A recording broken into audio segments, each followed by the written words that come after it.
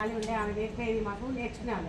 కానీ ఇప్పుడు తన పెళ్ళి అత్తగారికి వెళ్ళి కాబట్టి మాకు ఆ కొరత అనేది ఎంతో తెలిసిపోయింది ఇప్పుడు.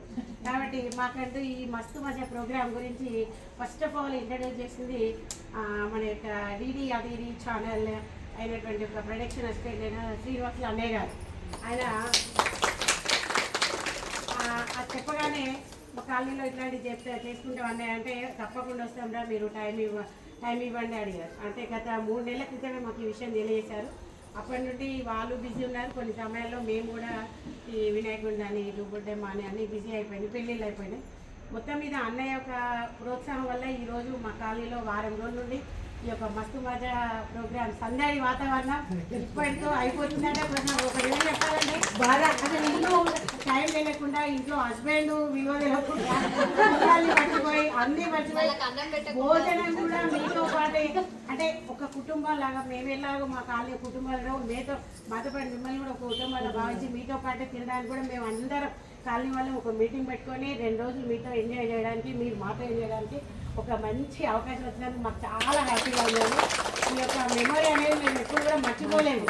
ఓకే అండి, చాలా హ్యాపీగా ఉందండి.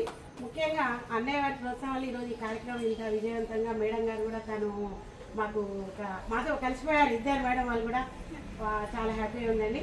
అంటే వాళ్ళని చూసుకొని నేర్చుకోవాలి. మేము ఈ ఏజ్లో ఉన్న కూడా భర్త పిల్లలు ఏం లేకుండా 2 రోజుల పాటు ఇల్లు మొత్తం వదిలేసి మనతో పాటే ఎంజాయ్ చేశారు. ఓకే, ఈ విషయంలో చాలా చాలా హ్యాపీగా ఉందండి.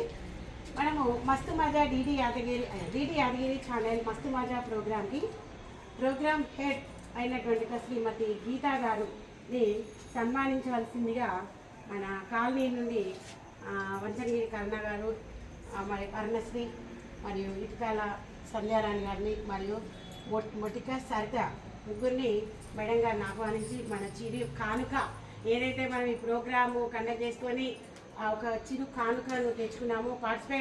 అందరం పార్టిసిపేట్ అయ్యాము. గిఫ్ట్ రాలేదని ఎవరూ భావించకూడదు. గిఫ్ట్ అనేది అదొక మెమొరీ మాత్రమే. మనం ఆడామా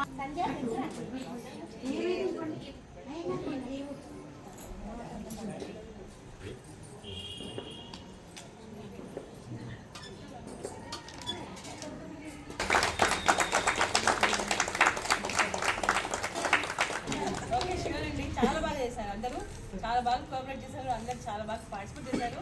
అందరూ నవ్వుతూ చేశారు. అది హ్యాపీ. ఇంకోటి ఏంటంటే నిన్న 10 o'clock అయింది, అయినా మీరు అందరూ అంత బాగానే అంటే టైర్డ్నెస్ అవి ఏమి లేకుండా చాలా బాగా పర్ఫార్మెన్స్.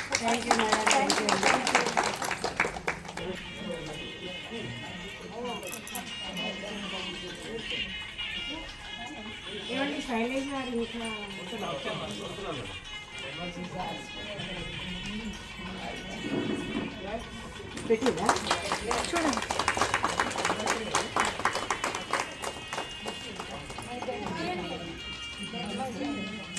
అరే ఇటు చూడండి,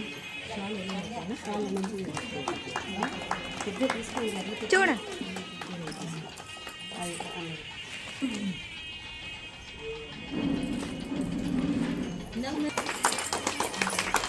మన యొక్క చిరు కానుక మేడం వారికి అందజేయాల్సిందిగా పోతుంది.